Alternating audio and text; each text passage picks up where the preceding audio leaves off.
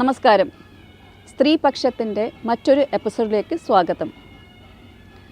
Kerala വിഷൻ്റെ woman empowerment ഇനീഷ്യേറ്റീവിൻ്റെ ഭാഗമാണ് സ്ത്രീപക്ഷം.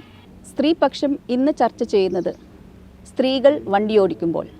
Gender inequality പറയുവാണെങ്കിൽ ഞാൻ MSCT കേസുകൾ കൈകാര്യം ചെയ്യുന്ന ആളാണ്.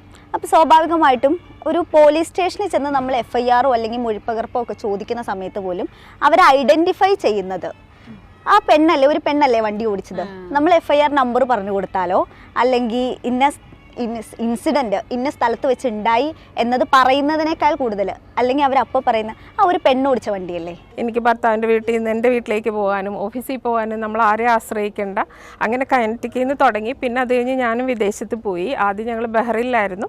അപ്പോൾ അവിടെ നിന്ന് തൊട്ട് ഡ്രൈവിങ്ങിലേക്ക് വന്നു. അവിടെ നമ്മൾ ലൈസൻസ് എടുത്ത് കഴിഞ്ഞാൽ അവിടെയും ആക്സിഡൻസിന് കുറവൊന്നുമില്ല. പക്ഷേ അവിടെ കുറേ കൂടി റൂൾസ് എല്ലാവരും സ്ട്രിക്റ്റ് ആയിട്ട് ഫോളോ ചെയ്യും. അപ്പോൾ ഈ വണ്ടി ഓടിക്കുന്നത് എനിക്ക് വലിയ ആഗ്രഹമായിരുന്നു.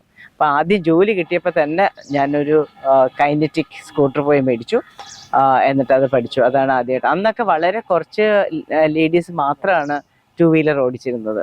അപ്പോൾ എല്ലാവർക്കും തന്നെ ഭയങ്കര കാണാനൊരു കൗതുകവും അതുപോലെ തന്നെ നമ്മൾ വണ്ടി ഓടിക്കുമ്പോൾ നമ്മളെ ചേസ് ചെയ്ത് മുന്നേ കയറാനുള്ള അങ്ങനത്തെ കുറെ തമാശകളും ഒക്കെ ഉണ്ടായിരുന്നു.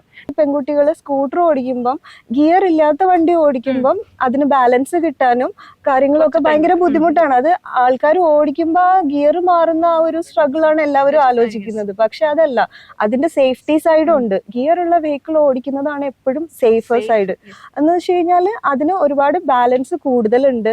നമുക്ക് ചെറിയ കുഴികളൊക്കെ നമ്മുടെ റോഡിൽ ഇഷ്ടംപോലെ കുഴികളും കാര്യങ്ങളും ഉണ്ട്. അപ്പൊ അതിലൊക്കെ ചാടുമ്പോഴാണെങ്കിലും പെട്ടെന്ന് വീഴാനുള്ള സാധ്യതകൾ കുറവാണ്. ഞാൻ വണ്ടി ഓടിച്ചുകൊണ്ടിരിക്കുന്ന സമയത്ത് ചെറിയൊരു ആക്സിഡന്റ് എനിക്ക് ഉണ്ടായത്, പുറകിൽ നിന്ന് വരുന്ന 2 കുട്ടികൾ എൻ്റെ വണ്ടിയുടെ ബാക്കിൽ വന്ന് ഇടിച്ചപ്പോഴേക്കും അങ്ങനെ നമ്മൾ ഓടിച്ചോണ്ടിരിക്കുന്ന സമയത്താണ് ഇടിച്ചത്. അപ്പോൾ ഞാൻ വണ്ടിയിൽ നിന്ന് തെറിച്ച് സൈഡിലേക്ക് വീണു. എല്ലാവരും ഓടിയെത്തിയിട്ട് ആ കുട്ടികളെയാണ് പിടിച്ചടിക്കാൻ നോക്കിയത്. ആ മാഡം നല്ല രീതിയിൽ വണ്ടി ഓടിച്ചുകൊണ്ട് പോകണമായിരുന്നു, നിങ്ങളാണ് ഇത് ചെയ്തതെന്ന് പറഞ്ഞ ആ കുട്ടികളെ പിടിച്ചടിക്കാനൊക്കെ നോക്കി. അവരോട് തന്നെ എന്നെ ഹോസ്പിറ്റലിലേക്ക് കൊണ്ടുപോകണമെന്ന് ആ ആളുകൾ തന്നെയാണ് പറഞ്ഞത്. ഞാൻ 1989 താജ് മലബാറിൽ ജോലി ചെയ്തത്. അന്ന് മുതൽ ഞാൻ 2 വീലർ ഓടിക്കാൻ തുടങ്ങി. എൻ്റെ വീട്ടിലാണെങ്കിൽ എനിക്ക് 4 ബ്രദേഴ്സുണ്ട്. അപ്പോൾ എൻ്റെ മൂത്തവരാണ് 3 പേര്. അവരെന്തൊക്കെ ചെയ്യുമോ അതൊക്കെ ചെയ്യാൻ എനിക്ക് വലിയ ഇഷ്ടമായിരുന്നു. അപ്പോൾ അവർ സൈക്കിൾ ഓടിക്കുമ്പോൾ എനിക്ക് സൈക്കിൾ ഓടിക്കാനും പിന്നെ ആരും ചെയ്യാത്ത കുറച്ച് അഡ്വഞ്ചറസ് ആയിട്ടുള്ള ചെയ്യാനായിട്ട് വലിയ ഇഷ്ടമാണ്. അപ്പോൾ അവർ മരത്തിൽ കയറിയാൽ ഞാൻ അത് മരത്തിൽ കയറാൻ നോക്കും. അങ്ങനെയൊക്കെ ആയിരുന്നു. അപ്പോൾ ഈ വണ്ടി ഓടിക്കുന്നത് എനിക്ക് വലിയ ആഗ്രഹമായിരുന്നു. അപ്പോൾ ആദ്യം ജോലി കിട്ടിയപ്പോൾ തന്നെ ഞാനൊരു കൈനറ്റിക് സ്കൂട്ടർ പോയി മേടിച്ചു. എന്നിട്ട് അത് പഠിച്ചു. അതാണ് ആദ്യമായിട്ട്. അന്നൊക്കെ വളരെ കുറച്ച് ലേഡീസ് മാത്രമാണ് 2 വീലർ ഓടിച്ചിരുന്നത്. അപ്പോൾ എല്ലാവർക്കും തന്നെ ഭയങ്കര കാണാനൊരു കൗതുകവും അതുപോലെ തന്നെ നമ്മൾ വണ്ടി ഓടിക്കുമ്പോൾ നമ്മളെ ചേസ് ചെയ്ത് മുന്നേ കയറാനുള്ള അങ്ങനത്തെ കുറെ തമാശകളും ഒക്കെ ഉണ്ടായിരുന്നു. പക്ഷെ എനിക്ക് അങ്ങനെ പേടിയൊന്നുമില്ല. പിന്നെ കുറെ ആൾക്കാർ പറയും ഈ 2 വീലറൊക്കെ ഓടിച്ച് നടക്കുന്ന ആൾക്കാരൊക്കെ ഭയങ്കര തൻ്റേടികളാണെന്നുള്ള. ആക്ച്വലി തൻ്റേടം അതുകൊണ്ടല്ല, അതുണ്ടാകുമ്പോഴത്തേക്ക് തൻ്റെ ഇടത്തോടുകൂടെ വണ്ടി ഓടിക്കുന്നു, ആ ഒരു തൻ്റെ ഇടമാണ് നമുക്കുള്ളത്. അതൊരു അതെ. അല്ലാണ്ട് തന്നെ നമ്മൾ അന്നൊക്കെ വളരെ കുറച്ച് ലേഡീസ് ആകുമ്പോഴത്തേക്കും നമ്മളെ വേറൊരു ലെവലിലാണ് ആൾക്കാർ കാണുന്നതൊക്കെ. അപ്പം അതിനകത്ത് ചലഞ്ചസ് എന്ന് പറഞ്ഞാൽ വണ്ടി ഓടിക്കാൻ ആഗ്രഹം ഉണ്ടെങ്കിൽ നമുക്ക് എന്ത് കാര്യവും നമുക്കിഷ്ടമാണെങ്കിൽ അത് നമ്മൾ ശരിക്കും പ്രയത്നിച്ച് നമുക്കതിനെ അച്ചീവ് ചെയ്യാൻ പറ്റും. അപ്പോൾ എനിക്ക് 2 വീലർ പഠിക്കണമെന്ന് ഭയങ്കര ആഗ്രഹമായിരുന്നു. സ്വന്തമായിട്ട് വണ്ടി മേടിച്ചു. എൻ്റെ ഫ്രണ്ട്സ് എന്നെ സഹായിച്ചു. അങ്ങനെ ഞാൻ വണ്ടി ഓടിക്കാൻ പഠിച്ചു. ഈ പറഞ്ഞ പോലെ നമുക്കിഷ്ടമുള്ളത് ചെയ്യുന്നത് കൊണ്ട് ഒരു പ്രശ്നം ഉണ്ടായിരുന്നില്ല. അഡ്വക്കേറ്റ് ജിനു, അഡ്വക്കേറ്റ് വന്നത് തന്നെ ബൈക്കിലാണ്, RX100. സോ വണ്ടി ഓടിച്ച് വരുമ്പം അഡ്വക്കേറ്റിന് എന്തെങ്കിലും പ്രശ്നങ്ങൾ ഫേസ് ചെയ്തിട്ടുണ്ടോ? ഇപ്പോൾ നിർമ്മല മാം പറഞ്ഞതുപോലെ നമ്മുടെ സൊസൈറ്റിയിൽ അതൊരു തൻ്റേടി എന്നുള്ളൊരു ഇമേജ് നമുക്ക് തരുന്നുണ്ട്. പക്ഷെ എൻ്റെ കേസിൽ എൻ്റെ ഫാദറിനായിരുന്നു നിർബന്ധം. ആ ഒരു കാര്യത്തിൽ പോലും ഞാൻ ഡിസ്ക്രിമിനേറ്റഡ് ആവാൻ പാടില്ല. എല്ലാവർക്കും ചെയ്യാൻ കഴിയുന്നത്, അതായത് ആണുങ്ങൾക്ക് ചെയ്യാൻ കഴിയുന്നത് പെൺകുട്ടികൾക്കും കഴിയും. ഇത് ഒരു വലിയൊരു കാര്യമല്ല, നോർമലൈസ് ചെയ്യേണ്ട ഒരു കാര്യമാണെന്ന് എന്നെ പറഞ്ഞു പഠിപ്പിച്ചത് എൻ്റെ ഫാദറാണ്. ലൈസൻസ് എടുക്കുന്നുണ്ടെങ്കിൽ ഈ വണ്ടി തന്നെ ഓടിച്ച് വേണം ലൈസൻസ് എടുക്കാൻ, ഗിയറുള്ള ലൈസൻസ് തന്നെ എടുക്കണം എന്ന് എൻ്റെ ഫാദറാണ് എന്നെ ഇൻസ്പയർ ചെയ്തിട്ടുള്ളത്. അങ്ങനെ 2014 ലൈസൻസിന് വേണ്ടി ടെസ്റ്റ് കൊടുക്കുമ്പോൾ ഞാൻ RX100 ഓടിച്ച് അങ്ങനെ ഗിയറുള്ള ലൈസൻസ് എടുത്ത ആളാണ്. പക്ഷേ ഇപ്പോഴും നമ്മുടെ സമൂഹത്തിലുള്ള ആ കാഴ്ചപ്പാടിനുള്ള ആ ഒരു മാറ്റം പൂർണ്ണമായി എന്ന് എനിക്ക് തോന്നിയിട്ടില്ല. കുറെ ആൾക്കാർ മാറിയിട്ടുണ്ട്, പക്ഷെ ഇപ്പോഴും അതിനെ വളരെ ഓടായിട്ട് കാണുന്ന ആൾക്കാരും ഉണ്ട്. വളരെ മോശമായ രീതിയിൽ എൻ്റെ അടുത്ത് വന്ന് അതിന് കമന്റ്സ് പറയുന്ന ആൾക്കാരുണ്ട്. ഞങ്ങൾക്ക് ഇത് സഹിക്കാൻ സാധിക്കുന്നില്ല, ആ വണ്ടി കൊടുക്കുന്നുണ്ടോ, അങ്ങനെയൊക്കെ ചോദിക്കുന്ന ആൾക്കാർ വരെ ഉണ്ട്. അതൊരിക്കലും ഇപ്പോഴത്തെ ഒരു കാലഘട്ടത്തിൽ അനുവദനീയമല്ല എന്ന് വേണം പറയാനായിട്ട്. അവർ മാറ്റേണ്ടതുണ്ട് ചിന്ത. എനിക്ക് കൂടുതൽ കൺവീനിയൻ്റ് ആയിട്ട്, കാരണം ഞാൻ 22ാമത്തെ വയസ്സ് തുടങ്ങി 2 വീലർ ഓടിച്ച് തുടങ്ങിയതാണ്. അപ്പം ആ ഫസ്റ്റ് ആ ലൈസൻസ് എടുത്തു കഴിഞ്ഞതിന് ശേഷം കുറച്ച് നമ്മൾ വണ്ടി ഓടിക്കുന്ന ആ സമയത്ത് ഒരു 3-4 മാസമൊക്കെ വളരെ സ്ലോ ആയിട്ട്, ചില 20ലൊക്കെ ഞാൻ ഓടിക്കുമായിരുന്നുള്ളൂ. അതിനുശേഷം നല്ല സ്പീഡിൽ വണ്ടി ഓടിക്കാനും കൺവീനിയൻ്റ് ആയിട്ട്, നമുക്ക് തോന്നുന്ന കൺവീനിയൻ്റ് ആയിട്ടുള്ള സ്പീഡിൽ വണ്ടി ഓടിച്ച് കൃത്യമായിട്ടുള്ള ഒരു നമുക്ക് ആ ലക്ഷ്യസ്ഥാനത്തേക്ക് സമയത്ത് തന്നെ എത്തിച്ചേരാൻ കഴിയുമെന്നുള്ളതാണ് ഇതിന്റെ ഏറ്റവും പ്രധാനപ്പെട്ട ഒരു കാര്യം. കാരണം പിന്നെ വേറൊരു കാര്യം എന്ന് വെച്ചിട്ടുണ്ടെങ്കിൽ നമ്മൾ ഇൻഡിപെൻഡന്റ് ആവും, മറ്റുള്ളവരെ ആശ്രയിച്ച് നമുക്ക് നിൽക്കേണ്ട ആവശ്യമില്ല. അതാണ് ഏറ്റവും ബെനിഫിറ്റ് ആയിട്ട് എനിക്ക് തോന്നിയിട്ടുള്ള ഒരു കാര്യം. കാരണം സ്ത്രീകള് എല്ലാവരും സ്വയം പര്യാപ്തരാകണം. അതിലൊരു ഫസ്റ്റ് അല്ലെ, ആദ്യം എടുക്കേണ്ട ഒരു ഇനിഷ്യേറ്റീവ് ആയിട്ടുള്ള ഒരു സ്റ്റെപ്പ് എന്ന നിലയിൽ പിന്നെ 2 വീലർ ഓടിക്കുക എന്നുള്ളതാണ് ബേസിക് ആയിട്ട് ചെയ്യേണ്ടത്. അതെല്ലാവരും ചെയ്യുകയാണെന്നുണ്ടെങ്കിൽ എല്ലാ സ്ത്രീകൾക്കും കൂടുതൽ മുൻപന്തിയിലേക്ക് എത്താനായിട്ട് സമയം പാലിക്കാനും സമയനിഷ്ഠ പാലിക്കാനും ഒക്കെ അവർക്ക് സാധിക്കും. ലാറ മാം എന്തെങ്കിലും ഫേസ് ചെയ്തിട്ടുണ്ടോ റോഡിൽ ഇതേപോലെ വണ്ടി ഓടിക്കുമ്പം? അതായത് ഗൾഫിൽ ഓടിച്ചിട്ട് ശീലമുള്ള ആളല്ലേ, നേരെ നാട്ടിൽ വന്നിട്ട്? എനിക്ക് ആസ് എ ലേഡി ഡ്രൈവർ ഞാൻ എന്ത് ഫീൽ ചെയ്തു, അല്ലെങ്കിൽ ഞാൻ എങ്ങനെ ഒരു ലേഡി ഡ്രൈവർ ആയി എന്ന് പറഞ്ഞു തുടങ്ങാം. ഞാനും എൻ്റെ ഒരു 25ാം വയസ്സിൽ വണ്ടി ഓടിച്ച് തുടങ്ങിയതാണ്. ആദ്യം ഒരു കനറ്റി ഹോണ്ടയായിരുന്നു, ഗിയറുള്ള ലൈസൻസ് തന്നെയാണ് എടുത്തത്. പക്ഷേ എൻ്റെ ഭർത്താവ് കാരണമാണ് ഞാൻ വണ്ടി ഓടിച്ച് തുടങ്ങിയത്. അതായത് ഒത്തിരി ആഗ്രഹിച്ചിട്ടുണ്ട് കല്യാണത്തിന് മുമ്പും. ബസ്സിൽ കോളേജിലേക്കുള്ള യാത്രകളുടെ ഭയങ്കര ദുസ്സഹമായ അവസ്ഥയായിരുന്നു. പലപ്പോഴും ബസ്സിൻ്റെ സ്റ്റെപ്പിലൊക്കെ നിന്നാണ് കുറച്ച് 3-4 സ്റ്റോപ്പ് വരെയൊക്കെ ഞങ്ങൾ പോകുന്നത്. പിന്നെ സ്കൂളിൽ കുട്ടികൾ ഇറങ്ങിക്കഴിയുമ്പോഴാണ് ഞങ്ങൾ ബസ്സിൻ്റെ അകത്ത് കയറുന്നത്. അപ്പം അന്നൊക്കെ ഒരു വണ്ടി ഉണ്ടായിരുന്നെങ്കിലെന്ന് ഒത്തിരി ആഗ്രഹിക്കും. പക്ഷേ അന്ന് നമുക്ക് ഫിനാൻഷ്യലി ആ കാലത്ത് ഒരു വണ്ടി വാങ്ങുക എന്ന് പറഞ്ഞ ഒരു സ്കൂട്ടർ ആണെങ്കിൽ പോലും അതൊരു വലിയ ബേർഡനാണ്. അതുകൊണ്ട് അത് നടന്നില്ല. പക്ഷേ കല്യാണം കഴിഞ്ഞ ഉടനെ ഭർത്താവ് എനിക്ക് വേണ്ടി തന്നെ ഒരു കനറ്റി ഹോണ്ട കരുതുകയും, ചുരുക്കത്തിൽ പറഞ്ഞാൽ ഞങ്ങളുടെ ഹണിമൂൺ ഡേയ്സിൽ പോലും പുള്ളി തന്നെയാണ് ഞങ്ങൾ രാവിലെ എണീറ്റ് ഞങ്ങൾ രണ്ടുപേരും കൂടി മറൈൻ ഡ്രൈവിലൊക്കെ വന്ന് എന്നെ ഡ്രൈവ് ചെയ്യാൻ പഠിപ്പിച്ചത് പുള്ളിയാണ്. പഠിച്ച ശേഷമാണ് ഞാൻ ലൈസൻസ് എടുക്കാൻ. അപ്പോഴേക്കും അന്ന് അദ്ദേഹം ഗൾഫിൽ വർക്ക് ചെയ്യുന്ന സമയമാണ്. പുള്ളി തിരിച്ചു പോയ ശേഷമാണ് ഞാൻ ലൈസൻസ് എടുക്കുന്നത്. പിന്നെ ഞാൻ CAയുടെ ഓഫീസിലൊക്കെ പോകുമ്പോൾ ഞാൻ സ്കൂട്ടറിന് പോയി തുടങ്ങി. അപ്പോൾ എൻ്റെ ഫ്രണ്ട്സിന് വരെ ആ കാലത്ത് ഇതുപോലെ അത്ര കോമൺ ആയിട്ടില്ല പെൺകുട്ടികൾ വണ്ടി ഓടിക്കുന്നത്. അന്യദേശത്ത് വർക്ക് ചെയ്യുന്ന ഭർത്താവ് ഒരു സ്കൂട്ടർ തന്നിട്ട് പോവുക, താങ്കളിങ്ങനെ നടക്കുക എന്നുള്ളത് എല്ലാവർക്കും ഒരു സർപ്രൈസ് ആയിരുന്നു. അത് ഞാൻ ഒത്തിരി അഭിമാനിച്ചിട്ടുണ്ട്. അതേസമയം ഹസ്ബൻഡ് കൂടെ ഇല്ലാതെ ഞാൻ ഒറ്റയ്ക്ക് ഓടിക്കേണ്ടി വരുന്നു എന്നുള്ളൊരു സങ്കടവും ഉണ്ടായിരുന്നു ആ സമയത്ത്. പക്ഷേ പിന്നീടാണ് നമുക്ക് ആ ഒരു വണ്ടി തരുന്ന ഒരു ഇൻഡിപെൻഡൻസ്. നമുക്ക് ഈ പറഞ്ഞ പോലെ എനിക്ക് ഭർത്താവിൻ്റെ വീട്ടിൽ നിന്ന് എൻ്റെ വീട്ടിലേക്ക് പോകാനും ഓഫീസിൽ പോകാനും നമ്മൾ ആരെയും ആശ്രയിക്കേണ്ട. അങ്ങനെ കനറ്റിക്കിൽ നിന്ന് തുടങ്ങി. പിന്നെ അത് കഴിഞ്ഞ് ഞാനും വിദേശത്ത് പോയി. ആദ്യം ഞങ്ങൾ ബഹ്റിനിലായിരുന്നു. അപ്പോൾ അവിടെ നിന്ന് തൊട്ട് ഡ്രൈവിങ്ങിലേക്ക് വന്നു. അവിടെ നമ്മൾ ലൈസൻസ് എടുത്തു കഴിഞ്ഞാൽ അവിടെയും ആക്സിഡൻസിന് കുറവൊന്നുമില്ല. പക്ഷേ അവിടെ കുറേ കൂടി റൂൾസ് എല്ലാവരും സ്ട്രിക്റ്റായിട്ട് ഫോളോ ചെയ്യും. അതിലേറ്റവും എനിക്ക് എടുത്ത് പറയാനുള്ളത്, ട്രാഫിക് പോലീസിനെ ഏറ്റവും കൂടുതൽ പേടിക്കുന്നത് ഞാൻ കണ്ട ഗൾഫ് നാടുകളിലാണ്. നമ്മളിവിടെ അവരെ കുറച്ച് മാറ്റി നിർത്തി. ഇപ്പോഴാണ് കുറച്ചും കൂടി എന്താ പറയുക, മറ്റേ ഊതിക്കാനൊക്കെ വരുമ്പോൾ ഒരു പേടിയുണ്ട്, അത്രേ ഉള്ളൂ. അല്ലാതെ പക്ഷേ അത് പ്രത്യേകിച്ച് ബഹ്റിനിൽ ബൈക്കിലാണ് അവർ ട്രാഫിക് പോലീസ് നടക്കുന്നത്. ഒരു വൈറ്റ് ബൈക്കും അവരുടെ ആ ഒരു വരവ് കാണുമ്പോൾ തന്നെ എല്ലാവരും ഒന്ന് പേടിക്കുക. ആദ്യം സ്വയം നമ്മൾ ചെക്ക് ചെയ്യും, നമ്മൾ ബെൽറ്റ് ഇട്ടിട്ടുണ്ടോ, എല്ലാം ഓക്കെ ആണോ എന്നുള്ളത്. അപ്പോൾ അതുപോലെ റൂൾസ് ഇത്ര സ്ട്രിക്റ്റായിട്ട് ഫോളോ ചെയ്യുന്നത് കൊണ്ടാണ് അവിടെ നമ്മൾ കുറേ കൂടി കംഫർട്ടബിളായിട്ട് വണ്ടി ഓടിക്കുന്നത്. അവിടെയും ആക്സിഡൻറ്റ്സ് ഒത്തിരി ഉണ്ടാകുന്നുണ്ട്. പ്രത്യേകിച്ച് നമ്മൾ 1 വേ ആണെങ്കിൽ പോലും ഒരു സൈഡിലോട്ട് റോഡിലോട്ട് മാത്രമാണ് അവിടെ കൂടുതൽ വണ്ടികൾ പോകുന്നത്. എപ്പോഴും 2 സെപ്പറേറ്റ് റോഡുകളാണ്. ഒരു സൈഡിലേക്ക് പോകാനും മറുവശത്തു നിന്ന് വരാനും സെപ്പറേറ്റ് ലെയിൻസ്. പിന്നെ അതുപോലെ ലെയിൻ ഡിസിപ്ലിൻ, ഗൾഫ് നാടുകളിൽ ലെയിൻ ഡിസിപ്ലിൻ വളരെ ഇമ്പോർട്ടൻ്റ് ആണ്. നമ്മൾ തിരിച്ച് ഞാനിവിടെ നാട്ടിൽ വന്നിപ്പോൾ സെറ്റിൽഡ് ആയിട്ട് ഏകദേശം 5 വർഷത്തോളമായി. ഇവിടെ സെറ്റിലായ ശേഷമാണ്, ലൈസൻസ് നേരത്തെ ഉണ്ടെങ്കിലും ഇവിടെ സെറ്റിലായ ശേഷമാണ് ഞാൻ കാർ ഓടിച്ച് തുടങ്ങിയത് നാട്ടിൽ. ഓക്കെ, അത് ഒരു ബ്രാൻഡ് ന്യൂ വെന്യൂ ആണ് ആദ്യമേ ഓടിച്ചു തുടങ്ങിയത്. പേടി ഉണ്ടായിരുന്നു എന്ന് വെച്ചാൽ, പേടി ഉണ്ടെന്ന് വിചാരിച്ചാൽ പിന്നെ നമ്മൾ ഓടിക്കത്തില്ല. അതുകൊണ്ട് തന്നെ ആദ്യമേ പുതിയ വണ്ടിയിലാണ് ഞാൻ, അതിനു മുമ്പ് ഒരിക്കലും ഓടിച്ചിട്ടില്ല, പക്ഷേ പുതിയ വണ്ടിയിൽ ധൈര്യമായിട്ട് അങ്ങ് തുടങ്ങി. നമ്മുടെ കോൺഫിഡൻസ് ലെവലാണ് നമ്മളെ എന്തിലേക്ക് നമ്മളെ എത്തിക്കുന്നത്, റോഡാണെങ്കിലും. അപ്പോൾ ഇവിടെ നമുക്ക് ഓക്കെ പ്രശ്നങ്ങളുണ്ട്, പ്രത്യേകിച്ച് റൂൾസ് ആരും ഫോളോ ചെയ്യുന്നില്ല, ലെയിൻ ഡിസിപ്ലിൻ കീപ്പ് ചെയ്യുന്നില്ല, ഏത് വശത്തു നിന്ന് വേണമെങ്കിലും വണ്ടികൾ വരാം. അതാണ് ഇവിടുത്തെ പ്രശ്നം. 2 വീലേഴ്സിനെയും അവരുടെ സേഫ്റ്റി പോലും കാർ ഓടിക്കുന്നവരാണ് ഇപ്പോൾ ശ്രദ്ധിക്കേണ്ടത്. പ്രത്യേകിച്ച് വഴി നടക്കുന്നവർ പോലും മൊബൈൽ യൂസ് ചെയ്തുകൊണ്ടാണ് ഇപ്പോൾ വഴി നടക്കുന്നത്. അപ്പോൾ ഇവരെയൊക്കെ ശ്രദ്ധിക്കേണ്ടത് നമ്മളാണ്. ആക്സിഡൻറ്റ്സ് ബേസിക്കലി പെണ്ണുങ്ങളുടെ ഭാഗത്തു നിന്നാണ് കുറവ്. പക്ഷേ ഒരു പെണ്ണൊന്ന് മുട്ടേ തട്ടേ ചെയ്ത് കഴിഞ്ഞാൽ, പെണ്ണായതുകൊണ്ട് ഉടനെ വരുന്ന അതാണ്. അറിയില്ലെങ്കിൽ പിന്നെ എന്തിനാ വണ്ടി എടുത്തിട്ട്. എനിക്ക് ഭാഗ്യത്തിന് അങ്ങനെ ഉണ്ടായിട്ടില്ല, പക്ഷേ അതാണ് നമ്മുടെ നാട്ടു നടപ്പ്. ഇവർക്കൊക്കെ വീട്ടിൽ ഇരുന്നാൽ പോരെ, അറിയില്ലെങ്കിൽ എന്തിനാണ് വണ്ടി എടുത്തിട്ട് ഇറങ്ങണേന്ന്. പക്ഷേ കൂടുതൽ ആക്സിഡൻറ്റ്സ് ഉണ്ടാക്കുന്നതും മരണങ്ങൾ ഉണ്ടാക്കുന്നതും എല്ലാം പുരുഷന്മാരാണ് എന്ന് വിചാരിച്ച് പുരുഷന്മാർ വണ്ടി ഓടിക്കാതെ വീട്ടിലിരിക്കുന്നില്ല.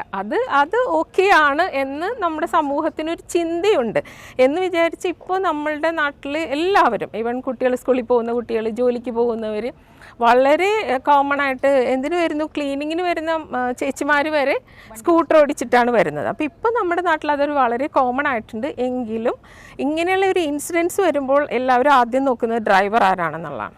അതൊരു ലേഡി ആണെങ്കിൽ പിന്നെ എല്ലാം അവരുടെ തലയിലാണ്. അങ്ങനെ അത് ഞാൻ പലരും പറഞ്ഞും റോഡിൽ നടക്കുന്നതും ഒക്കെ നമുക്ക് അങ്ങനെ തന്നെ ഫീൽ ചെയ്യുന്നുണ്ട്. പിന്നെ ആസ് എ ഡ്രൈവർ എന്ന നിലയിൽ എനിക്ക് ഫീൽ ചെയ്യുന്നത് നമ്മൾ കുറച്ചും കൂടി നമ്മുടെ മറ്റ് ഡ്രൈവേഴ്സിനെയും ലോ കുറേ കൂടി വ്യക്തമാക്കി കൊടുക്കേണ്ട ആവശ്യമുണ്ട്. ഇവിടെ ഒരു ഫാസ്റ്റ് ലൈൻ ഉണ്ടെന്ന് പോലും ആൾക്കാർക്ക് അറിയുമോയെന്നറിയില്ല. എന്നുവെച്ചാൽ പലപ്പോഴും നമ്മുടെ കാറിൻ്റെ മുമ്പിൽ സ്കൂട്ടറുകാർ കൂളായിട്ട് പോവുകയും നമ്മൾ ഹോൺ അടിച്ചാൽ ഫാസ്റ്റ് ലൈനിൽ അവർ മാറില്ല.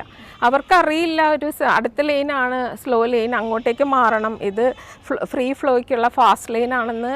അങ്ങനെയുള്ള എഡ്യൂക്കേഷൻസ്, സിഗ്നല്, മറ്റേ ഓരോ ഡിഫറെൻറ്റ് സിഗ്നൽസിനെ കുറിച്ചുള്ള അറിവുകൾ, അതെല്ലാം കുറേ കൂടി ലൈസൻസ് കിട്ടിക്കഴിഞ്ഞാൽ പിന്നെ ആരും തിരിഞ്ഞ് നോക്കുന്നില്ല. പിന്നെ മറ്റ് വേറൊരു പ്രധാന കാര്യം, ഓരോ പാർക്കിംഗ് എവിടെ വേണമെങ്കിലും വഴിയിൽ പാർക്ക് ചെയ്യാം. റോഡ് ആൾക്കാർക്ക് ഓടിച്ചു പോകാനുള്ളതാണെന്ന് പോലും ആലോചിക്കാതെ സ്കൂട്ടറുകളൊക്കെ അങ്ങ് സൈഡിലങ്ങ് വെച്ചിട്ട്, ഇപ്പം ഞാൻ ഇന്ന് രാവിലെ വരുമ്പോൾ പോലും ഒരേ റോട്ടിൽ കൂടി തന്നെ 2 വേ ആണ് നമുക്ക്. അതിൽ അടുത്ത ലൈനിൽ ഒരു സ്കൂട്ടറും പാർക്ക് ചെയ്തിരിക്കുക. ഞാൻ ഹോൺ അടിക്കുമ്പോൾ പോലും ഇങ്ങനെ നമ്മളെ നോക്കുകയാണ് അവർ, എന്താ ഇപ്പോൾ പ്രശ്നം എന്നുള്ള രീതിയിൽ. പിന്നെ പുള്ളി എന്നെ സാവകാശം എടുത്ത് മാറ്റി. അപ്പോൾ അത് ഒരു എഡ്യൂക്കേഷൻ്റെ കുറവാകാം, പിന്നെ ഫൈനുകളുടെ കുറവാകാം.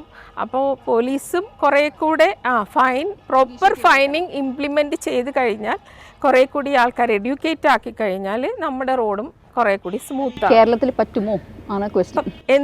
എന്തും എവിടെയും പറ്റും. അത് നമ്മളും സഹകരിക്കണം. നമുക്കും ആ ഒരു, ഇപ്പോൾ ഈ കേരളത്തിൽ പറ്റില്ല, അല്ലെങ്കിൽ കേരളത്തിൽ റൂള് ഫോളോ ചെയ്യാത്തവർ തന്നെ അന്യനാട്ടിൽ ചെല്ലുമ്പോൾ എന്തുകൊണ്ട് റൂള് ഫോളോ ചെയ്യുന്നു? അതാ പറഞ്ഞ. അപ്പോൾ അവിടുത്തെ ഫൈനിനെയും അവിടുത്തെ പോലീസിനെയും നമ്മൾ പേടിക്കുന്നുണ്ടെങ്കിൽ എന്തുകൊണ്ട് നമ്മുടെ നാട്ടിലെ പോലീസിനെയും നാട്ടിലെ ഫൈനിനെയും we have to obey or we have to obey the rules എന്ന് നമുക്ക് തന്നെ മെൻറ്റാലിറ്റി വന്നേ പറ്റും. അവിടെ ഇതിൽ നിന്ന് പൊളിറ്റിക്കലി ആരും ബാക്കിയുള്ള രാജ്യത്തിൽ ഇൻവോൾവ് ആവുന്നില്ല. തീർച്ചയായും അവിടെ അത് ഇൻവോൾവ് ആവുന്നുണ്ട്. അതുകൊണ്ടാണ് ഇതിങ്ങനെ പറ്റുന്നത്. അതുകൊണ്ട് എന്ന് വെച്ചാൽ നമ്മൾ ഒരു ആക്സിഡന്റ് പറ്റിയാൽ അവിടെ പോലും നമുക്ക് സ്വാധീനമുള്ളവർ അത് ശ്രമിക്കാനും അതിൽ നിന്ന് ഊരിപ്പോരാനും ഒക്കെ ഒരു സാഹചര്യമുണ്ട്. അവിടെ അങ്ങനെയല്ല, റൂൾസ് തന്നെയാണ്. അതിനെ ആർക്കൊന്നും ചെയ്യാൻ പറ്റില്ല. മദ്യപിച്ച് വണ്ടി ഓടിക്കുക, അങ്ങനത്തെ കാര്യങ്ങൾ വന്നു കഴിഞ്ഞാൽ ആദ്യം നമ്മൾ ജയിലിലാക്കും. അത് കഴിഞ്ഞിട്ടുള്ള ബാക്കി കാര്യങ്ങൾ. ഇവിടെ അതല്ല. ജയിലിൽ പോണതിന് മുന്നേ ഇവിടെ ഈ അടുത്ത് ഞാനൊരു ന്യൂസ് കേട്ടായിരുന്നു. ഒരു പുരോഹിതൻ വണ്ടി ഓടിച്ച് വഴിയിൽ എത്ര പ്രശ്നം ഉണ്ടാക്കിയെന്നും അദ്ദേഹത്തിനെ പ്രൈവറ്റ് ഹോസ്പിറ്റലാണ് കൊണ്ടുപോയതെന്നും അവിടെ ചെന്നിട്ട് മദ്യം നിർവീര്യമാക്കാനുള്ള എന്തോ മരുന്ന് കൊടുത്തു എന്നുള്ള രീതിയിൽ വരെ ന്യൂസിൽ കണ്ടിരുന്നു.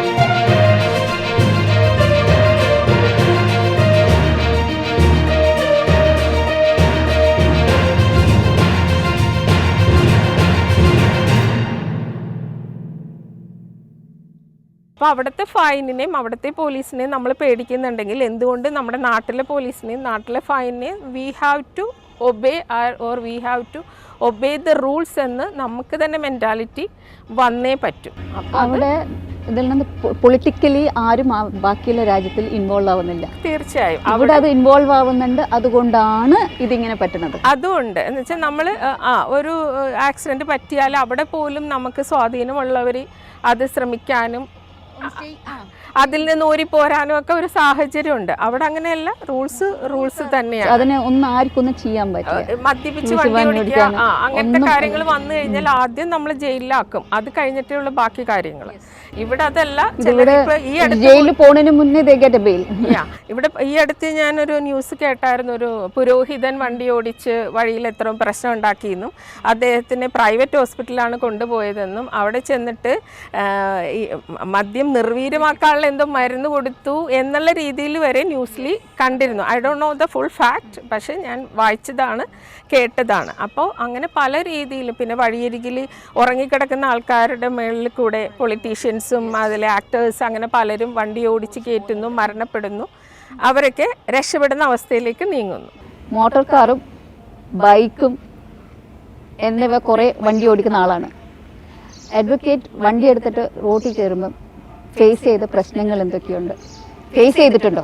ആസ് എൻ അഡ്വക്കേറ്റ് ഫേസ് ചെയ്തിട്ടുണ്ട്. ആക്ച്വലി എനിക്ക് പറയാനുള്ളത് ഒരു ജെൻഡർ ഇൻഇക്വാലിറ്റി എന്നതിനേക്കാൾ കൂടുതൽ ബോഡി ഷെയ്മിംഗ് ആണ് ഞാൻ കൂടുതൽ നേരിടേണ്ടി വന്നിട്ടുള്ളത്. കാരണം ഇപ്പോൾ ലേറ്റസ്റ്റ് ഇഷ്യൂ പറയുവാണെങ്കിൽ കഴിഞ്ഞ ഇടയ്ക്ക് ഞാൻ കാർ എടുത്തുകൊണ്ട് ഇറങ്ങുന്ന സമയത്ത് ഒരാൾ കൈ കാണിച്ച് വണ്ടി നിർത്തി. സ്വാഭാവികമായിട്ടും ഞാൻ വിചാരിച്ച ലിഫ്റ്റ് ആയിരിക്കാം, മറ്റെന്തെങ്കിലും ആയിരിക്കാം, സംസാരിക്കാനായിരിക്കാം എന്ന് ഞാൻ വണ്ടി നിർത്തി സൈഡ് ഗ്ലാസ് താഴ്ത്തി ആളോട് ചോദിച്ചു, എന്താ ചേട്ടാ എന്ന് ചോദിച്ചു. ഗ്ലാസ് തുറക്കുമ്പോൾ ആൾ ഇങ്ങനെ ഗ്ലാസിൻ്റെ ഉള്ളിലേക്കിടെ നോക്കിയിട്ട് ഈ വണ്ടിയിൽ ആളുണ്ടോ അതോ വണ്ടി തന്നെ പോകുന്നതാണോ എന്നറിയാൻ ഞാൻ നോക്കിയതാണ്. അപ്പം ഞാൻ ചോദിച്ചു, ചേട്ടാ അതിന് നിർത്തിക്കുന്ന എന്തിനാ, ചേട്ടനൊന്ന് നോക്കിയാൽ പോരെ. അല്ല, ഞാൻ കണ്ടില്ല, കാറ് തന്നെ പോകുന്നതാണ് ഞാൻ വിചാരിച്ചത്. ഇത് ഞാനും ഫേസ് ചെയ്തിട്ടുണ്ട്. ഈ ഒരു കാര്യം ഞാനും ഫേസ് ചെയ്തിട്ടുണ്ട്. ദുബായിൽ, ഇവിടെയല്ല, ഞാൻ അവിടെ 4 വീൽ യൂസ് ചെയ്യുമ്പോൾ, അത് ഞാൻ 4 വീലാണ് ഓടിച്ചുകൊണ്ടുണ്ട് അവിടെ. ഇത് എന്നെ കൊണ്ട് ഒരാൾ എൻ്റെ ബാക്കിൽ വന്നിട്ട് നിർത്തിയിട്ട് ലൈസൻസ് ഇറങ്ങിയിട്ട് സിഗ്നലിൽ ഇറങ്ങി വന്നിട്ട് നോക്കുന്നു വണ്ടിയിൽ ആളുണ്ടോ ഇല്ലയോ എന്ന്. ഒരാൾ ഏതോ ഒരു അറബി പറഞ്ഞു, ഈ വണ്ടി പിന്നെ ആളുണ്ടോ എന്ന് നോക്കാൻ വേണ്ടിയിട്ടാണ് ഞാൻ വന്നതെന്ന്. എനിക്കും ഇങ്ങനത്തെ അതായത് നമ്മളെ ബോഡി ഷേമിങ് ചെയ്യുന്ന ഒരു അവസ്ഥയാണ് ഉണ്ടായിട്ടുള്ളത്. ജെൻഡർ ഇൻഇക്വാലിറ്റി എന്ന് പറഞ്ഞാൽ എനിക്ക് ഇല്ല എന്നല്ല, പക്ഷെ എൻ്റെ അച്ഛൻ ഡ്രൈവറായിരുന്നു. സ്വാഭാവികമായിട്ടും എൻ്റെ വീട്ടിൽ 3 പെൺകുട്ടികളാണ്. അപ്പോൾ ജെൻഡർ ഇൻഇക്വാലിറ്റി തിരിച്ചറിയാൻ മാത്രം ഒരു ഇൻസിഡൻറ്റ് ഞങ്ങൾക്ക് വീട്ടിൽ നേരിടേണ്ടി വന്നിട്ടില്ല. അതുപോലെ അച്ഛൻ ഡ്രൈവർ ആയതുകൊണ്ട് തന്നെ ചെറുപ്പം തൊട്ടേ അച്ഛൻ നമ്മൾ തീരെ ചെറുതായിരുന്നപ്പോൾ തൊട്ടേ മടിയിലിരുത്തി എല്ലായിടത്തും കൊണ്ട് നടക്കും. അതുപോലെ കുറച്ച് കഴിഞ്ഞ് ഒരു 18 വയസ്സായപ്പോഴേ അച്ഛൻ ലൈസൻസ് എടുക്കുക എന്ന് പറഞ്ഞ്, അതുപോലെ ബൈക്ക് ബാലൻസ് ചെയ്യിച്ച് പഠിപ്പിച്ചും അങ്ങനെ ഒരുപാട് ഫോർവേഡായിട്ട് അച്ഛൻ തന്നെ കൊണ്ട് നടന്ന 3 പെൺകുട്ടികളെ ഒരുപോലെ തന്നെ ഡ്രൈവിംഗ് പഠിപ്പിച്ചു. പക്ഷെ നമ്മൾ പുറത്തിറങ്ങുമ്പോഴുള്ളൊരു ബോഡി ഷേമിംഗ് എന്ന് പറയുന്നത് സാധാരണ ഒരു സ്ത്രീയോ പുരുഷനോ വണ്ടി ഓടിക്കുന്നതിനേക്കാൾ കൂടുതൽ, ഇപ്പോൾ ഞാനൊരു അഡ്വക്കേറ്റ് ആണെന്ന് പറഞ്ഞാൽ പലരും ചിരിക്കും. അതുപോലെ വണ്ടി ഓടിച്ചുകൊണ്ട് പോകുന്ന സമയത്ത് എന്നോട് ചോദിക്കും, എണീറ്റ് നിന്നിട്ടല്ലേ, അതായത് 2 വീലർ ആണെങ്കിൽ എണീറ്റ് നിന്നിട്ടല്ലേ നീ വണ്ടി നിർത്തുന്നത്, അല്ലെങ്കിൽ എണീറ്റ് നിന്നല്ലേ നീ വണ്ടി ഓടിക്കുന്നത് എന്നൊക്കെ ചോദിക്കും. ഞാൻ മനസ്സിലാക്കിയെടുത്തോളം നമുക്ക് ബാലൻസ് ചെയ്യാൻ പറ്റുന്നുണ്ടോ, നമ്മൾ റൂൾസ് കറക്റ്റായിട്ട് ഫോളോ ചെയ്യുന്നുണ്ടോ, അതുപോലെ മറ്റൊരാൾക്ക് നമ്മൾ ഉപദ്രവം ഉണ്ടാക്കാതെ നോക്കുന്നുണ്ടോ, അത്രയും ഉണ്ടെങ്കിൽ ഓക്കെ, നമുക്ക് മറ്റൊന്നും നോക്കാനില്ല, എല്ലാവരെയും പോലെ തന്നെ നമുക്ക് വണ്ടി ഓടിക്കാം. അതുപോലെ ജെൻഡർ ഇൻഇക്വാലിറ്റി പറയുവാണെങ്കിൽ ഞാൻ MSCT കേസുകൾ കൈകാര്യം ചെയ്യുന്ന ആളാണ്. അപ്പോൾ സ്വാഭാവികമായിട്ടും ഒരു പോലീസ് സ്റ്റേഷനിൽ ചെന്ന് നമ്മൾ FIR അല്ലെങ്കിൽ മൊഴിപ്പകർപ്പോ ഒക്കെ ചോദിക്കുന്ന സമയത്ത് പോലും അവരെ ഐഡൻറ്റിഫൈ ചെയ്യുന്നത് ആ ഒരു പെണ്ണല്ലേ വണ്ടി ഓടിച്ചത്, നമ്മൾ FIR നമ്പർ പറഞ്ഞു കൊടുത്താലോ അല്ലെങ്കിൽ ഇന്ന ഇൻസിഡൻറ്റ് ഇന്ന സ്ഥലത്ത് വെച്ച് ഉണ്ടായി എന്നത് പറയുന്നതിനേക്കാൾ കൂടുതൽ, അല്ലെങ്കിൽ അവരപ്പോൾ പറയുന്ന ഒരു പെണ്ണോടിച്ച വണ്ടിയല്ലേ, അതിൻ്റെ കോപ്പി എടുത്തു തരാം എന്നുള്ള രീതിക്കാണ്. പുരുഷന്മാർ ആണ് ഏറ്റവും കൂടുതൽ ഒരുപാട് ഡ്രങ്കൻ ഡ്രൈവിംഗ് പിടിക്കുന്നുണ്ട്. നമുക്ക് പെറ്റി കേസുകൾ വരും. ഈ പെറ്റി കേസുകളൊക്കെ വരുന്ന സമയത്ത് കള്ള് കുടിച്ചിട്ട് വണ്ടി ഓടിക്കാം ഏറ്റവും കൂടുതൽ വന്നേക്കുന്നത് പുരുഷന്മാരാണ്. സ്ത്രീകൾ കള്ള് കുടിച്ചിട്ട് വണ്ടി ഓടിക്കുമെന്ന് പറഞ്ഞാൽ വളരെ ഒരു 10% മാത്രമേ കേരളത്തിലേക്ക് വരുന്നുള്ളൂ. ഇതിലും ഈ പറയുന്ന കേസുകളിൽ സ്ത്രീകളാണെങ്കിൽ അത് ഭയങ്കര വാർത്തയാവും. പുരുഷന്മാരാണെങ്കിൽ അത്രത്തോളം അത് ആസ് യൂഷ്വൽ നോർമൽ ഒരു പുരുഷനല്ലേ 2 അടിച്ചിട്ടൊക്കെ വണ്ടി ഓടിക്കാം എന്നുള്ളൊരു അവസ്ഥയാണ് ഇപ്പം നിലവിലുള്ളത്. ഓക്കെ, ഞാൻ പറഞ്ഞുതരാം. ഇതേപോലെ KSRTC ബസ് ബാക്കിൽ വന്നിട്ട് ലൈറ്റും പിന്നെ ഹോൺ അടിച്ചുകൊണ്ടിരിക്കും. ഫ്രണ്ടിൽ പോകാൻ സ്ഥലമില്ല. എന്നിട്ടും അവർ വന്നിട്ട് ഒരാൾ കണ്ടക്ടർ ബസ്സിൽ നിന്ന് ഇറങ്ങിയിട്ട് എൻ്റെ അടുത്ത് പറഞ്ഞു, ഒന്ന് നീങ്ങോ. ഞാൻ എങ്ങോട്ടേ നീങ്ങണ്ടേ? എന്നിട്ടില്ല, ഓ സ്ത്രീയാണല്ലേ, അങ്ങനെയാണോ ഒരു ക്വസ്റ്റ്യൻ മാർക്ക്. ഓ സ്ത്രീയാണല്ലേ. ഞാൻ അവിടെ വണ്ടി നിർത്തിയിട്ട് ഞാൻ തിരിച്ചു പോയിട്ട് സ്ത്രീകളായാൽ എന്താ പ്രശ്നം എന്ന് ഞാൻ പോയി ചോദിച്ചു.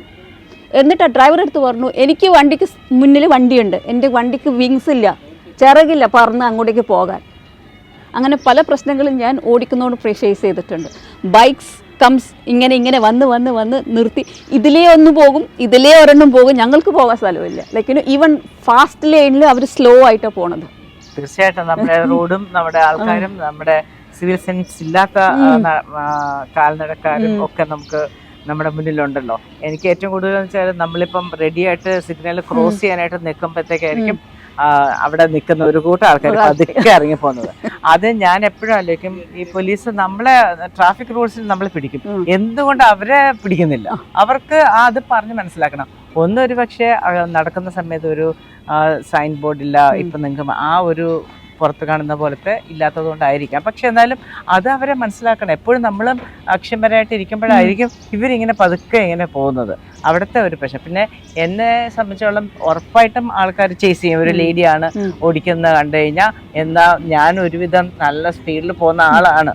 അപ്പൊ നമ്മൾ അവർക്കൊരു ഈഗോ ഉണ്ട്. ഓ ഇവള് എന്റെ മുന്നേ കയറി പോകാൻ പാടില്ല, ഞാനാണ് മുന്നേ പോകേണ്ടത്.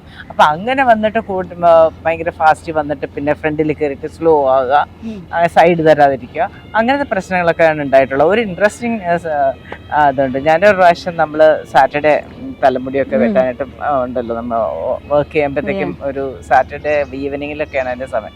ഞാൻ എൻ്റെ സ്കൂട്ടർ കൊണ്ടുപോയി വെച്ചിട്ട് അകത്ത് പോയി എല്ലാം ഹെയറെല്ലാം ട്രിം ചെയ്തിട്ട് തിരിച്ചു വന്നപ്പോൾ എൻ്റെ വണ്ടി കാണുന്നില്ല, സ്കൂട്ടർ.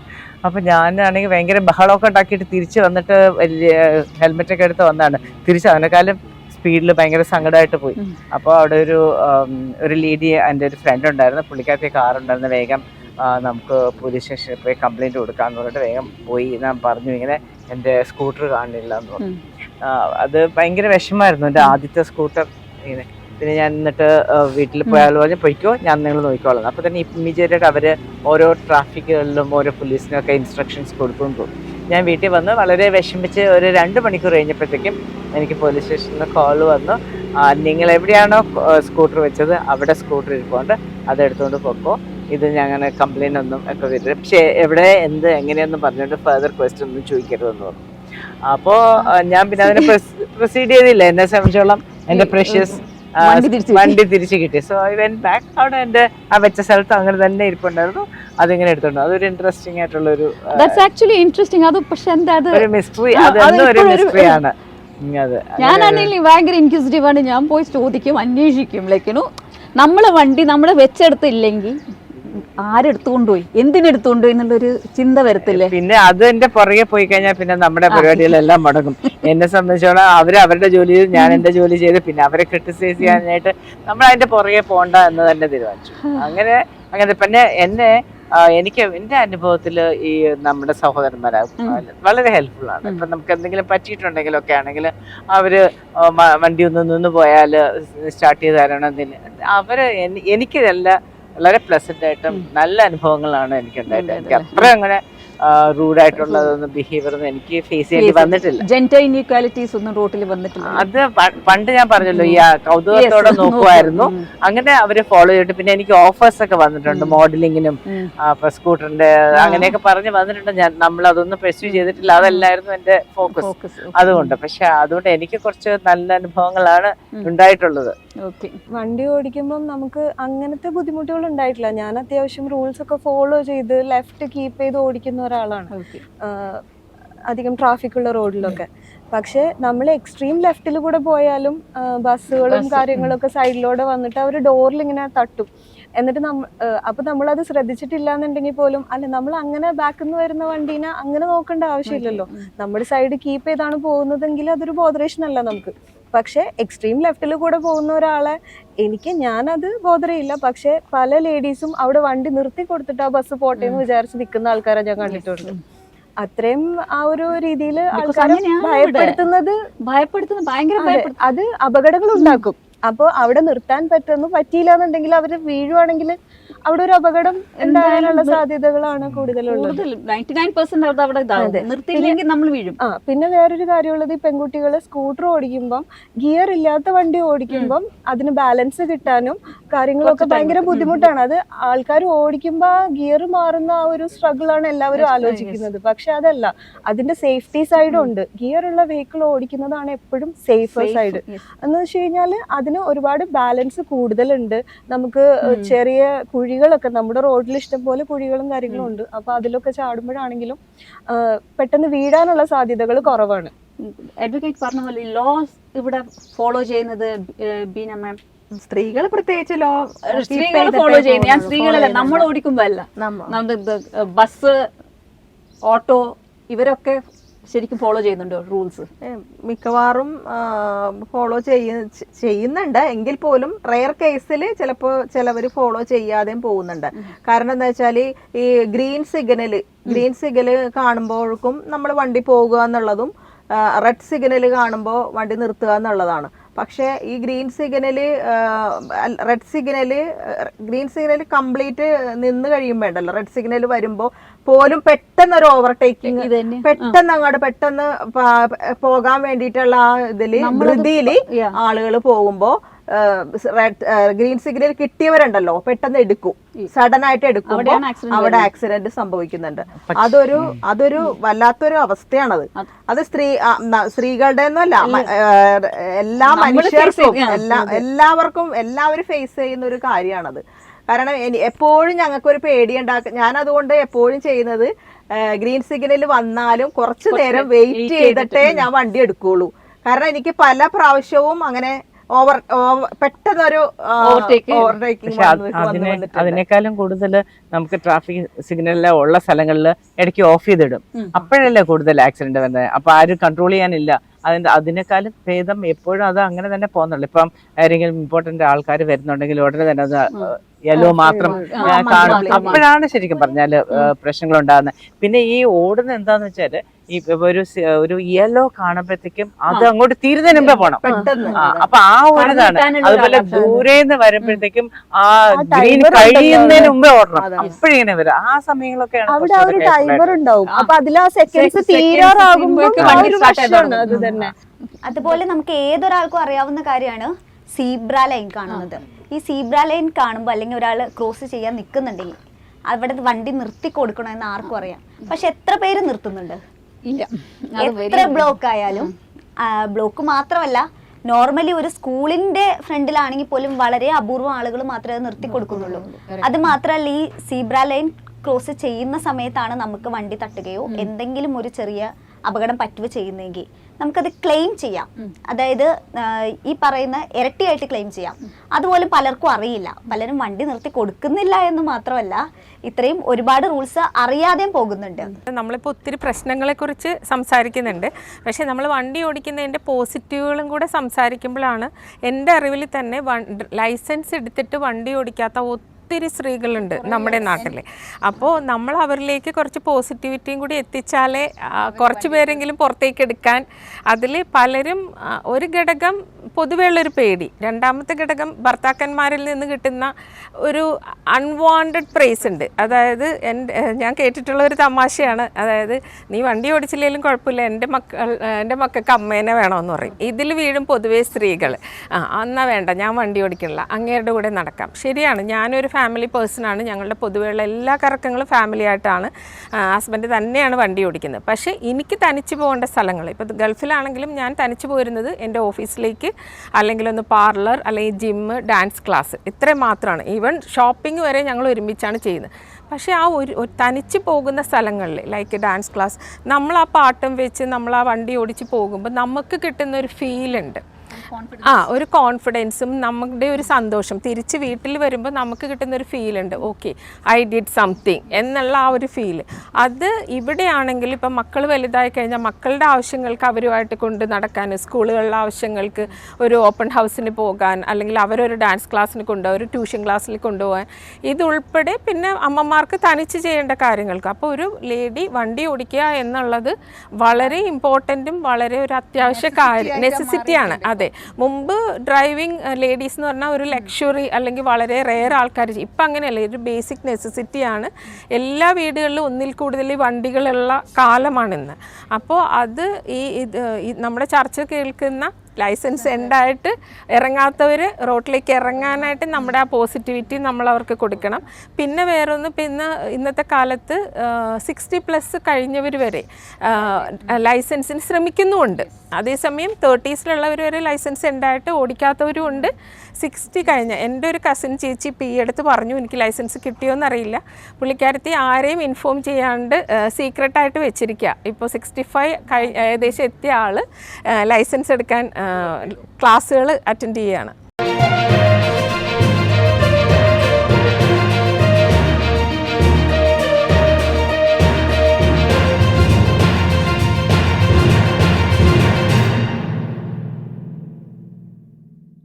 അപ്പോൾ ഒരു ലേഡി വണ്ടി ഓടിക്കുക എന്നുള്ളത് വളരെ ഇമ്പോർട്ടൻറ്റും വളരെ ഒരു അത്യാവശ്യ കാര്യം, നെസസിറ്റിയാണ്. അതെ, മുമ്പ് ഡ്രൈവിംഗ് ലേഡീസ് എന്ന് പറഞ്ഞാൽ ഒരു ലക്ഷറി അല്ലെങ്കിൽ വളരെ റെയർ ആൾക്കാർ, ഇപ്പം അങ്ങനെയല്ല, ഒരു ബേസിക് നെസസിറ്റിയാണ്.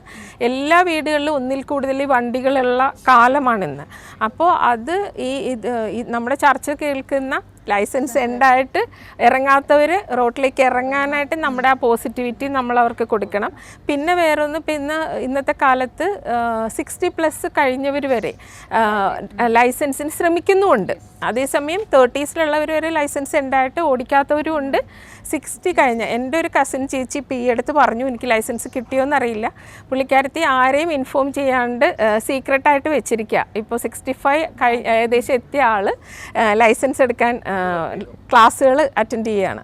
65 years ആയിട്ട് ഉള്ളവരിപ്പോൾ രണ്ടാമത് ട്രൈ ചെയ്യുന്നു എന്ന് പറഞ്ഞത് എനിക്ക് തോന്നുന്നു അവർക്ക് ഇപ്പം നെസസിറ്റി ആയതുകൊണ്ടായിരിക്കും. പക്ഷേ എപ്പോഴും നമ്മൾ ഡ്രൈവിംഗ് എന്ന് പറയുമ്പോൾ യങ് ആയിരിക്കുമ്പോഴാണ് നമുക്ക് ഒന്നുകൂടെ ഒരു ധൈര്യവും കറേജും ഒക്കെ വരുന്നത്. നമുക്ക് മറ്റൊരു കാണിക്കണം പറ്റും എന്നുള്ള ആ ഒരു ഇതൊക്കെ വരുന്നത് ആ ചെറുപ്പകാലത്താണ്.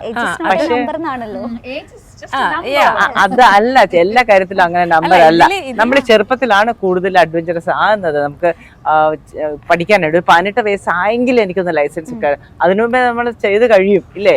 അപ്പോഴേ നമുക്ക് അത് തുടങ്ങും. നമ്മൾ അറിയാവുന്ന കേസിൽ അഡ്വഞ്ചറിനേക്കാൾ ഉപരി അത് അവർക്ക് ഇപ്പൊ ഒരു ബേസിക് നെസസിറ്റിയാണ്. എന്താ വെച്ചാൽ പാരന്റ്സ് മാത്രമാണ് ഇപ്പൊ പല വീടുകളിലും ഉള്ളത്. അവരുടെ മക്കളെല്ലാം വിദേശത്താണ്. അപ്പോൾ ഹസ്ബൻഡ് വൈഫും മാത്രമേ ഉള്ളൂ. അപ്പോൾ ചേച്ചിക്ക് 65 എന്ന് പറയുമ്പോൾ ഓഫ് കോഴ്സ് ചേട്ടന് അതിലും കൂടുതൽ ഏജ് ഉണ്ട്. അപ്പോൾ എപ്പോഴും ഒരു ആളും കൂടെ എക്വിപ്ഡ് ആയി കഴിഞ്ഞാൽ അവരുടെ ലൈഫ് സ്മൂത്ത് ആവും. അല്ലെങ്കിൽ പുള്ളിക്ക് എന്തെങ്കിലും ഒരു സിക്കായി അല്ലെങ്കിൽ ഓടിക്കാൻ പറ്റാത്ത അവസ്ഥ വന്നാൽ ഇവർക്ക് പുറത്ത് പോകാൻ they have to rely on.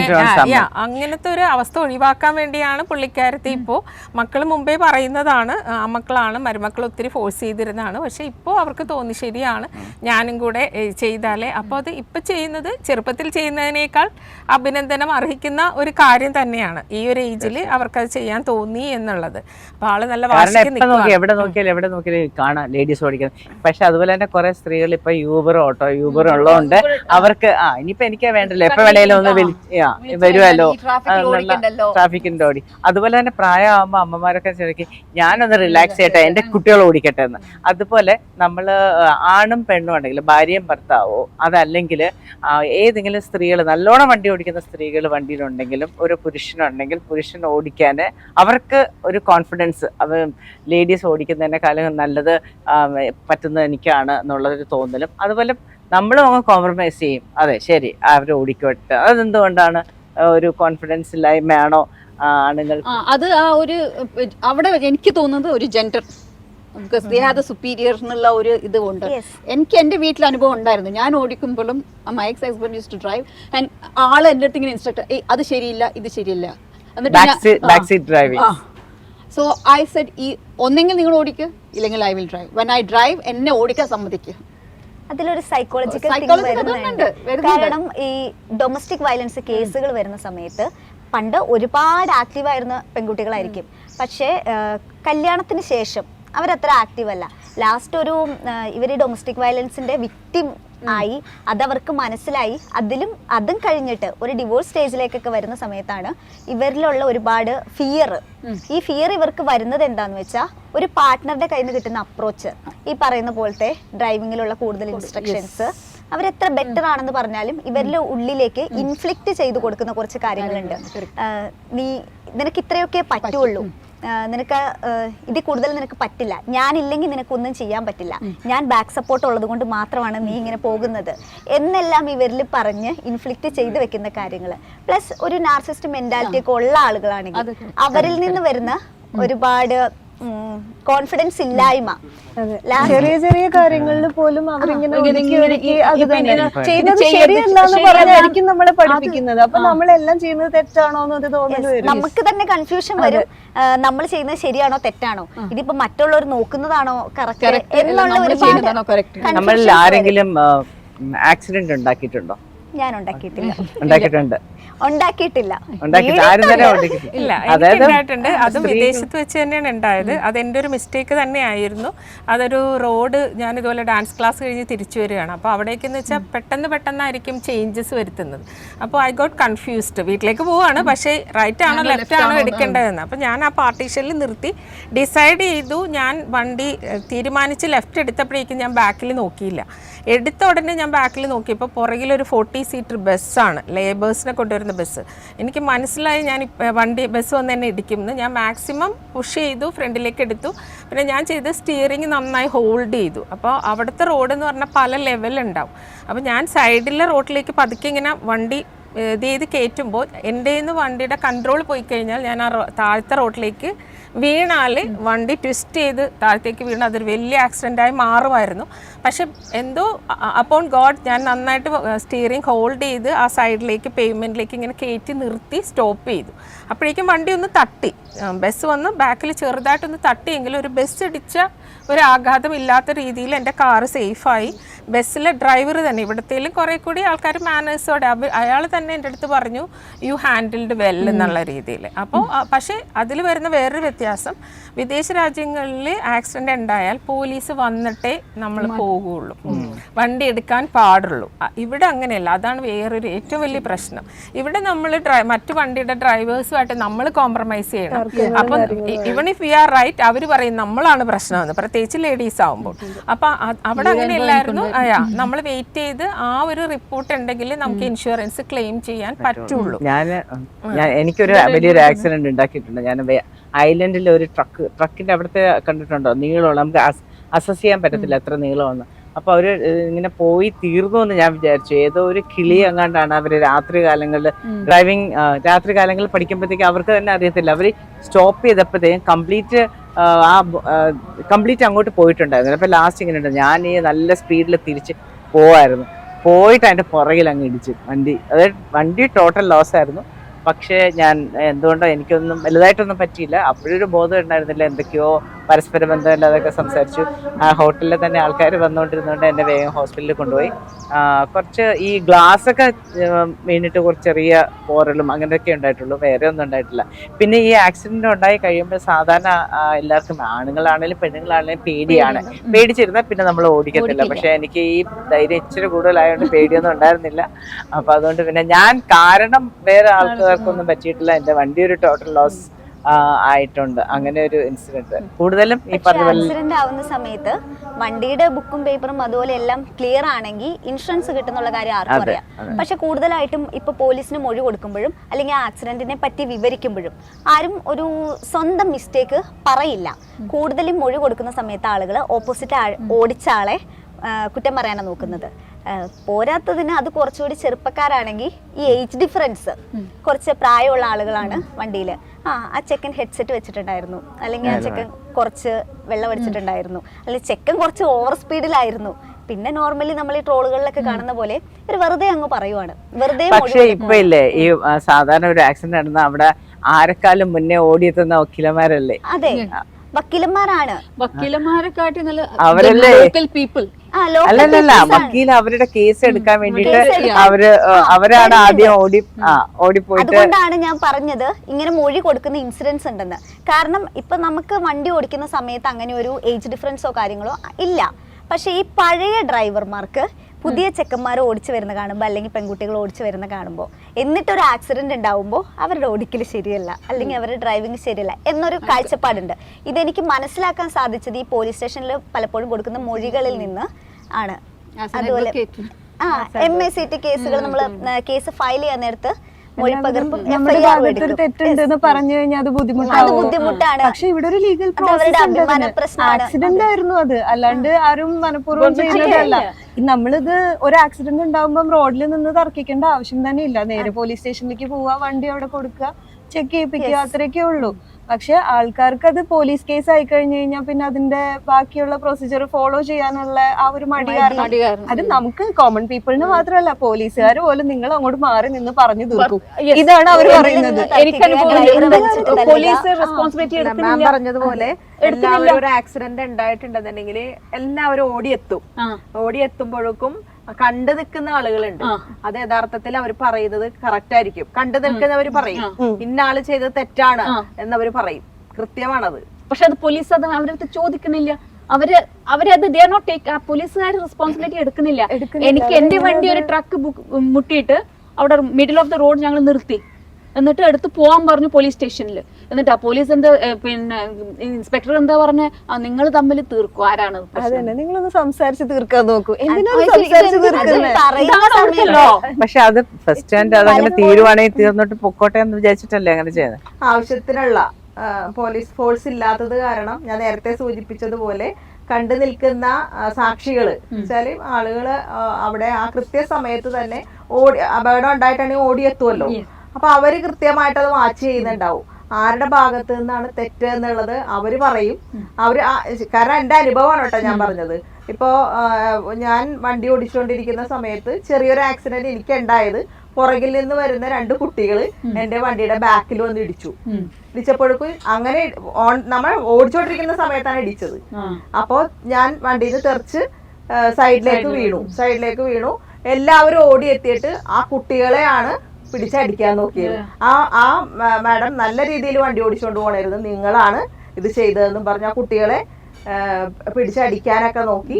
അവരോട് തന്നെ എന്നെ ഹോസ്പിറ്റലിലേക്ക് കൊണ്ടുപോകണമെന്ന് ആ ആളുകൾ തന്നെയാണ് പറഞ്ഞത്. അതാണ് യഥാർത്ഥത്തിൽ നമ്മുടെ അനുഭവങ്ങളാണ് നമ്മളിവിടെ പങ്കുവയ്ക്കുന്നത്. പക്ഷെ അവിടെ ഒന്നും പോലീസ് ഒന്നും വന്നിട്ടില്ല. കാരണം നമുക്ക് ആവശ്യത്തിനുള്ള പോലീസ് ഫോഴ്സ് പെട്ടെന്ന് തന്നെ എത്തിപ്പെടാനുള്ള പോലീസ് ഫോഴ്സ് നമുക്ക് നിലവിൽ ഇല്ലാത്തതിന്റെ ഒരു സാഹചര്യവും ഉണ്ട്.